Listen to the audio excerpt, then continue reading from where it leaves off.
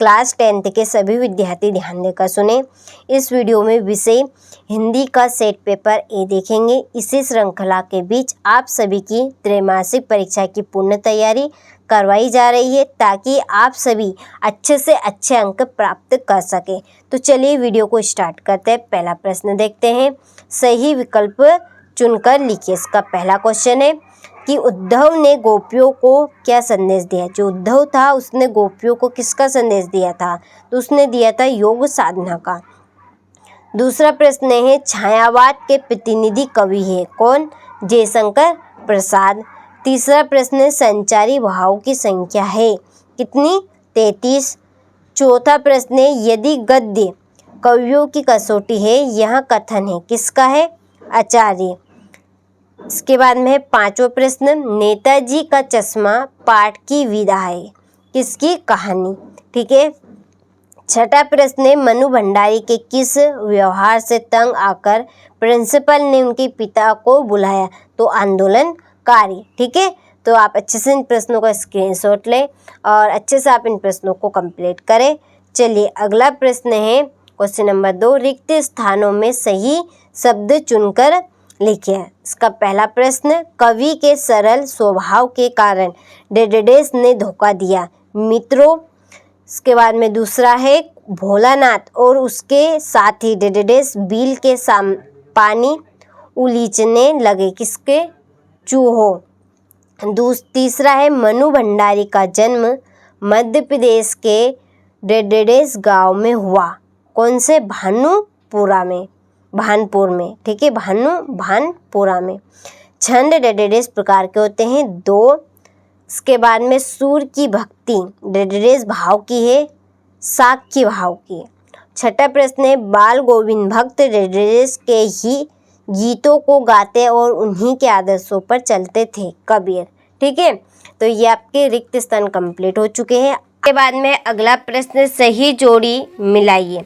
चलिए जोड़ी के यहाँ पे मैं नंबर डाल दी है। तो देखिए पहली जोड़ी है कामयानी की जोड़ी है महाकाव्य, सूर के पद की जोड़ी है सूरदास, उत्साह की जोड़ी है निराला की जोड़ी रहेगी अट नहीं रही है, राम लक्ष्मण पर परशुराम संवाद, इसकी जोड़ी है तुलसीदास।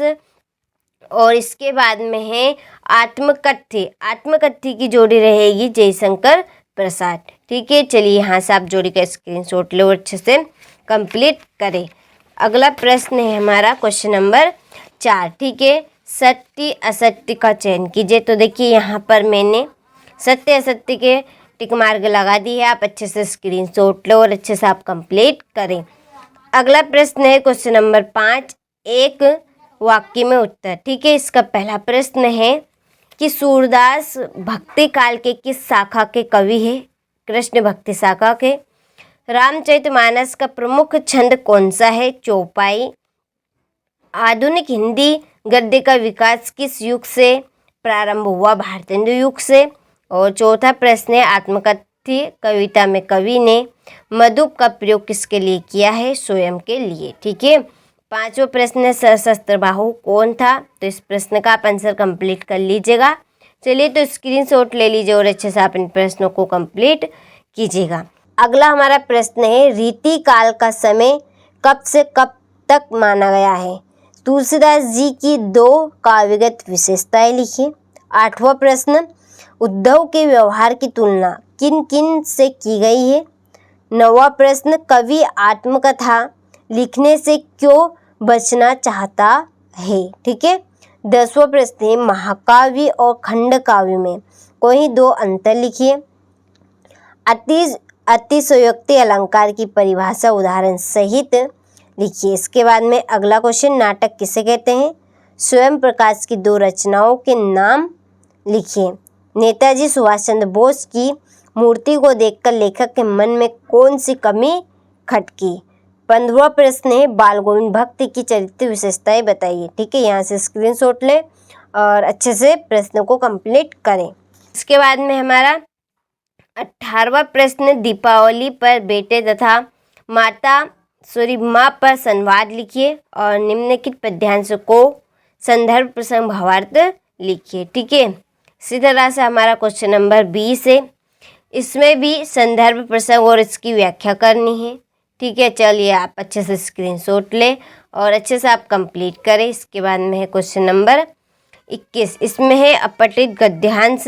ठीक है, इसको अच्छे से पढ़ना है और नीचे दिए गए प्रश्नों को कंप्लीट करना है। चलिए तो यहाँ से स्क्रीनशॉट ले लीजिए और अच्छे से कंप्लीट कर लीजिए।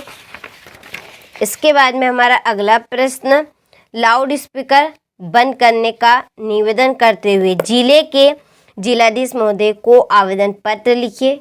ठीक है, और इसके बाद में 23वां प्रश्न, इसमें है निबंध। ठीक है, हमें रूपरेखा सहित निबंध को कंप्लीट करना है, तो अच्छे से स्क्रीनशॉट ले। आप इसी में किसी भी विषय पे निबंध कर लीजिए, आपके लिए सभी इम्पोर्टेंट निबंध है। ठीक है, चलिए तो मिलते हैं आपसे अगले वीडियो में इसी तरह के इम्पोर्टेंट प्रश्न पत्र के साथ।